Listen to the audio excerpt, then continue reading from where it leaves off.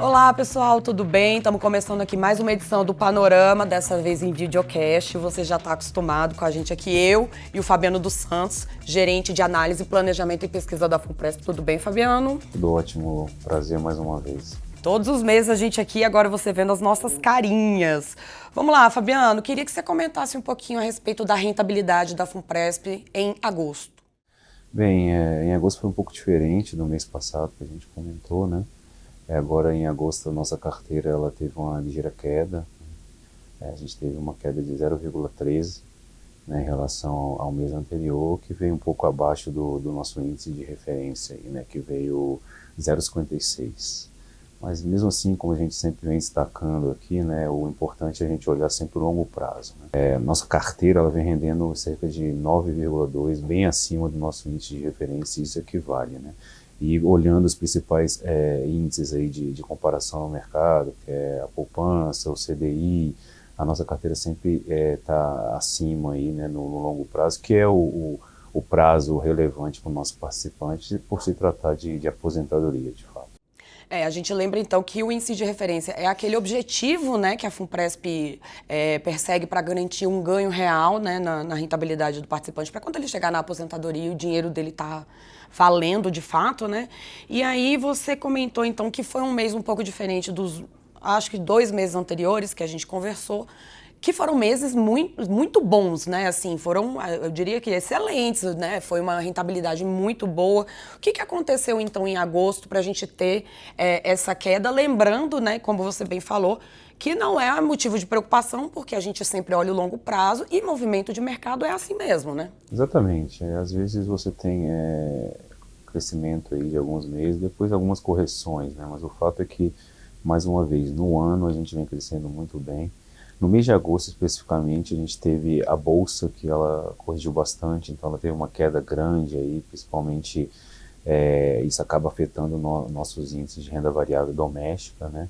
E da mesma forma também a nossa carteira preservação, né? A maioria dos nossos títulos públicos que estão alocados na nossa carteira, eles estão atrelados ao nosso IPCA, né? Que são as NTN-Bs, né? E elas também sofreram um ajuste, né? Porque você teve um aumento na ponta longa de juros, principalmente porque aumentou um pouco a percepção de risco fiscal, tanto no Brasil, principalmente, como lá fora, nos Estados Unidos, né? Que eu vou comentar um pouquinho mais à frente.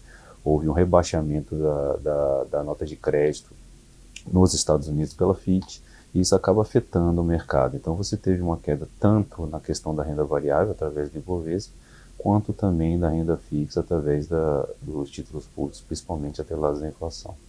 No mês passado, a gente anunciou, né, que a FUNPRESP ia começar a investir em ouro e títulos americanos. Já deu para sentir alguma coisa? A gente já conseguiu obter algum resultado desse investimento? É muito recente, né? A gente acabou de fazer as primeiras alocações, mas a gente, como estratégia, que também eu vou comentar um pouquinho mais à frente, a gente permaneceu fazendo essas 2 alocações, né? Porque com essa estabilidade da taxa de juros nominal nos Estados Unidos e aproveitando que o dólar está um pouquinho abaixo aí dos 5, a gente optou por fazer estrategicamente uma alocação nos títulos do Tesouro de curto prazo. E no caso do ouro é um pouco diferente, tá? O ouro a gente, como eu comentei, eu acho que no programa passado, o ouro é uma questão mais de hedge, né? A gente utiliza o ouro mais pela correlação negativa que ele tem com todos os outros. O que isso quer dizer? Quando está tudo caindo, o ouro está no movimento contrário. Então a gente também aproveitou aí esse cenário atual e também investiu no ouro. Então agora a gente entrou nesse mercado e a gente tem que ir tateando aos poucos para saber como que vão se comportar. Ainda está cedo, mas até o final do ano a gente vai ter uma perspectiva melhor nesses 2 novos mandatos. Legal. Vamos então falar sobre o que aconteceu, né, no Brasil e no mundo. Você falou um pouquinho do que aconteceu nos Estados Unidos. Vamos falar então como é que aconteceu o cenário doméstico em agosto. Bem, no Brasil, né, no cenário doméstico, a gente teve a divulgação do nosso PIB, né, no segundo trimestre, e veio bem acima das expectativas. As expectativas ali estavam girando em torno de 0,3 em relação ao trimestre anterior, né, o primeiro trimestre que já veio muito bom, mas veio 0,9, então um número bem acima do que os analistas estavam esperando, e o destaque vai para o consumo das famílias e as importações, que mostra, de fato, a resiliência do mercado doméstico, apesar da desaceleração que vem mostrando, ainda é forte, né? Então, com esses resultados, as expectativas já estão sendo alteradas, né, para um crescimento maior para 2023.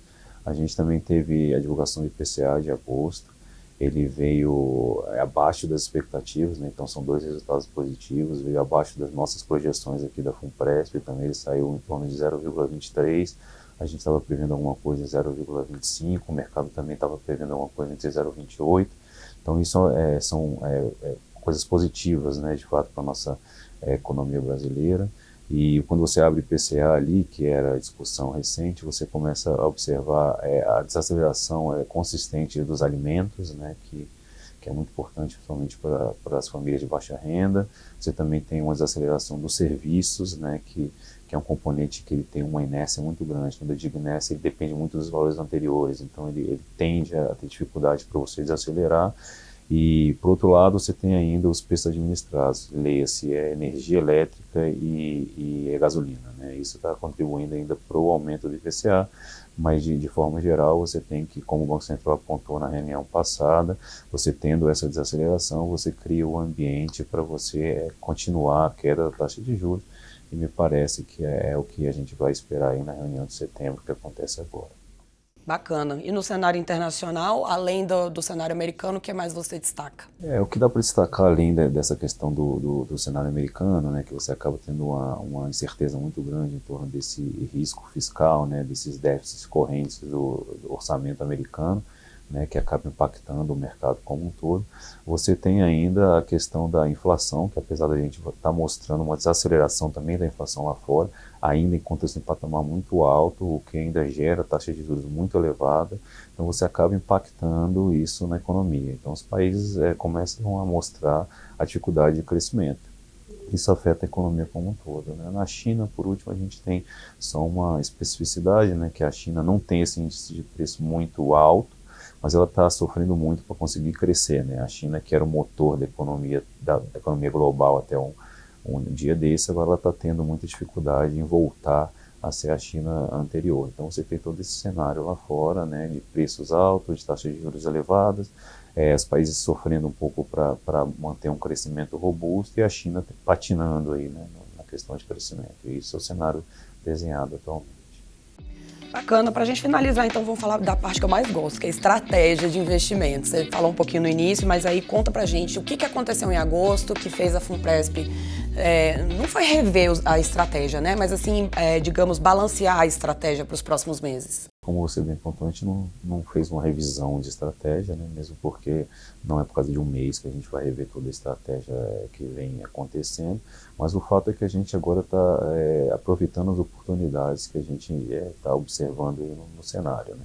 Como eu já falei, a gente acabou optando por alocar um pouco mais nos novos 2 mandatos, que seriam os treasuries, né, os títulos do governo americano de curto prazo, né, que tem uma volatilidade menor, e também no ouro, né, a gente também alocou no ouro, e a gente aproveitou também aí o fechamento um pouco da curva, né, de juros, a gente acabou vendendo os nossos títulos da DI, né, para poder aproveitar esse diferencial aí na carteira performance e ganhar, né, estrategicamente a gente acabou ganhando muito aí, né, então a gente também aproveitou o fluxo previdenciário, ou seja, o dinheiro que está entrando, né, e os cupons também que são pagos pelos títulos que a gente tem aí também, e aproveitou e alocou, né, com o aumento que teve aí também da taxa na ponta longa, né, principalmente para vértices de 2033, 2040, 2050, que é de fato o que é importante para a fundação, dado a especificidade previdenciária dela, né? Então a gente acabou alocando esses recursos que estão entrando também nessas NTNB, né? Então foi um pouquinho de tudo, aí, aproveitando todo o cenário traçado atualmente. Para garantir o longo prazo, né, que é o compromisso da FUNPRESP. Tá certo, Fabiano, você tem mais alguma coisa que gostaria de destacar aí nesse mês? Alguma coisa, enfim. Eu queria, na verdade, fazer uma pergunta que eu não sei se você vai querer responder, mas assim, o que você imagina, né, para os investimentos da FUNPRESP até dezembro, né, para a gente fechar esse ano? Porque os participantes são um pouco ansiosos, assim como eu, para saber respostas. Sim, assim, a gente, como vem mostrando aí, eu acho que a estratégia está bem posta, né? o nosso rendimento da carteira quase o dobro do nosso índice de referência, né, que seria o IPCA mais 4. Então, na verdade, eu acho que agora já no final do ano o que a gente tem que fazer são realmente as coisas estratégicas que deem ganho, principalmente performance, né? É a questão do alocar mesmo na NTNB com prazos mais longos, né, aproveitando esse diferencial de juros antes que comece realmente a tendência forte de queda e aproveitando aí a diversificação que a gente já aprovou na política de investimento passado, continuar alocando em ouro, trade, mais do mesmo, né? Agora já estamos no final do ano, é aproveitar esses ventos aí que estão ajudando a gente nesse ano. Administrar o resultado, é isso.